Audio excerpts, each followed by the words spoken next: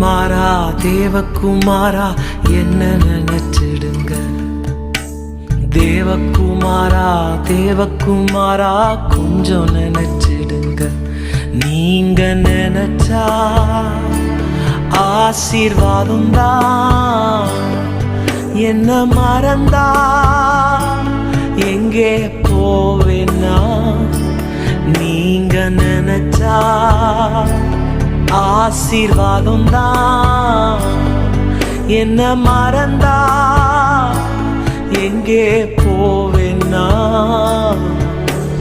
தேவகுமாரா தேவகுமாரா என்ன நினைச்சிடுங்க.